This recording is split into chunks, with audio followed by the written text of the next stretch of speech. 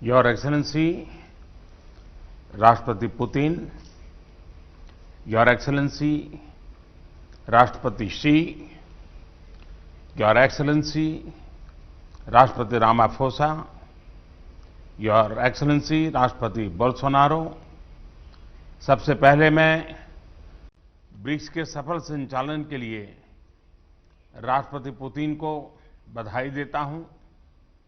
आपके गाइडेंस और इनिशिएटिव की वजह से वैश्विक महामारी के समय में भी ब्रिक्स अपनी गति को बरकरार रख पाया है। अपनी बात आगे रखने से पहले मैं प्रेसिडेंट रामाफोसा को जन्मदिवस की शुभकामनाएं देता हूं।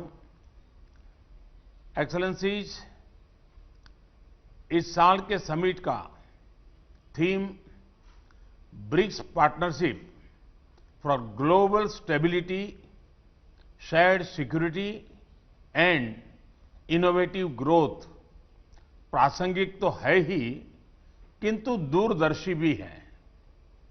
विश्व में महत्वपूर्ण जियो स्ट्रैटेजिक बदलाव आ रहे हैं, जिनका प्रभाव स्टेबिलिटी, सिक्योरिटी और ग्रोथ पर पड़ना और पड़ता रहेगा। और इन तीनों क्षेत्रों में ब्रिक्स की भूमिका अहम होगी।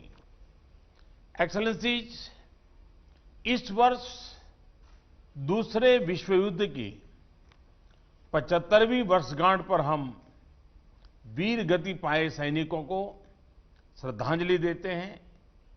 भारत से भी 2.5 मिलियन से अधिक वीर इस युद्ध में यूरोप, अफ्रीका और साउथ ईस्ट एशिया जैसे कई फ्रंट्स पर सक्रिय थे। इस वर्ष यूनाइटेड नेशंस की स्थापना की 75वीं वर्षगांठ भी है। यूएन के एक संस्थापक सदस्य के रूप में भारत मल्टीलेटरलिज्म का दृढ़ समर्थक रहा है। भारतीय संस्कृति में भी पूरे विश्व को एक परिवार की तरह माना गया है। अतः हमारे लिए यूएन जैसी संस्था का समर्थन स्वाभाविक था। यूएन के मूल्यों के प्रति हमारा कमिटमेंट अडिग रहा है। पीस कीपिंग ऑपरेशंस में सबसे अधिक वीर सैनिक भारत ने ही खोए हैं, किंतु आज मल्टीलेटरल सिस्टम एक संकट के दौर से गुजर रहा है। ग्लोबल गवर्नेंस के संस्थानों की क्रेडिबिलिटी और इफेक्टिवनेस दोनों पर ही सवाल उठ रहे हैं।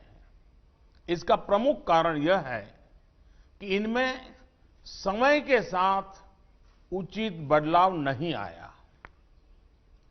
ये अभी भी 75 साल पुराने विश्व की मानसिकता और वास्तविकता पर आधारित है।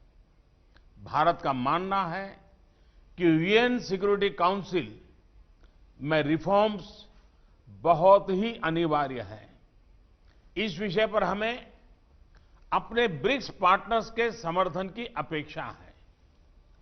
यूएन के अतिरिक्त कई अन्य अंतर्राष्ट्रीय संस्थाएं भी वर्तमान वास्तविकताओं के अनुसार काम नहीं कर रहे हैं। डब्ल्यूटीओ, आईएमएफ, डब्ल्यूएचओ जैसे इंस्टीट्यूशंस में भी सुधार होना चाहिए। एक्सेलेंसीज, आतंकवाद आज विश्व के सामने सबसे बड़ी समस्या है। हमें यह सुनिश्चित करना होगा कि आतंकवादियों को समर्थन और सहायता देने वाले देशों को भी दोषी ठहराया जाए और इस समस्या का संगठित तरीके से मुकाबला किया जाए। हमें खुशी है कि रूस की अध्यक्षता के दौरान ब्रिक्स काउंटर टेररिज्म स्ट्रैटेजी को अंतिम रूप दे दिया गया है। यह एक महत्वपूर्ण उपलब्धि है और भारत इस कार्य को अपनी अध्यक्षता के दौरान और आगे बढ़ाएगा। एक्सेलेंसी, कोविड के बाद की वैश्विक रिकवरी में ब्रिक्स इकोनॉमीज की अहम भूमिका होगी। हमारे बीच विश्व की 42%, 42% से अधिक आबादी बसती है और हमारे देश ग्लोबल इकोनॉमी के मुख्य इंजन में से हैं। ब्रिक्स देशों के बीच आपसी व्यापार बढ़ाने का बहुत स्कोप है। हमारे आपसी संस्थाएं और सिस्टम्स जैसे BRICS, interbank cooperation mechanism, new development bank, contingent reserve arrangement और कस्टम्स कोऑपरेशन आदि भी वैश्विक रिकवरी में हमारे योगदान को इफेक्टिव बना सकते हैं। भारत में हमने आत्मनिर्भर भारत अभियान के तहत एक व्यापक रिफॉर्म प्रोसेस शुरू किया है। यह कैंपेन इस विषय पर आधारित है कि एक सेल्फ रिलायंट और रेजिलिएंट भारत पोस्ट कोविड अर्थव्यवस्था के लिए फोर्स मल्टीप्लायर हो सकता है और ग्लोबल वैल्यू चेन्स में एक मजबूत योगदान दे सकता है। इसका उदाहरण हमने कोविड के दौरान भी देखा, जब भारतीय फार्मा उद्योग की क्षमता के कारण हम 150 से अधिक देशों को आवश्यक दवाइयां भेज पाए। जैसा मैंने पहले भी कहा है, हमारी वैक्सीन उत्पादन और डिलीवरी क्षमता भी इस तरह मानवता के हित में काम आएगी। भारत और दक्षिण अफ्रीका ने कोविड-19 वैक्सीन उपचार तथा जांच संबंधी इंटेलेक्चुअली प्रॉपर्टी एग्रीमेंट्स में छूट दिए जाने का प्रस्ताव रखा है।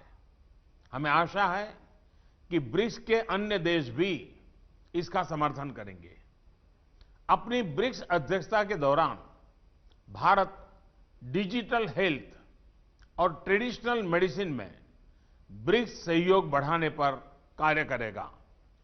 इस मुश्किल वर्ष में भी रूसी अध्यक्षता में पीपल टू पीपल रिश्तों को बढ़ाने के लिए कई इनिशिएटिव्स लिए गए, जैसे कि ब्रिक्स फिल्म फेस्टिवल और युवा वैज्ञानिकों और युवा राजनयिकों की बैठकें।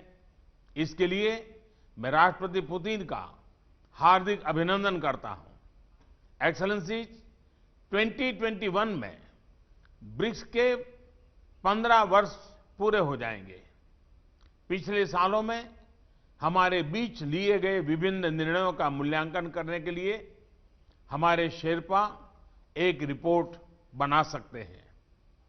2021 में अपनी अध्यक्षता के दौरान हम ब्रिक्स के तीनों स्तंभों में इंट्रा ब्रिक्स सहयोग को मजबूत करने का प्रयत्न करेंगे।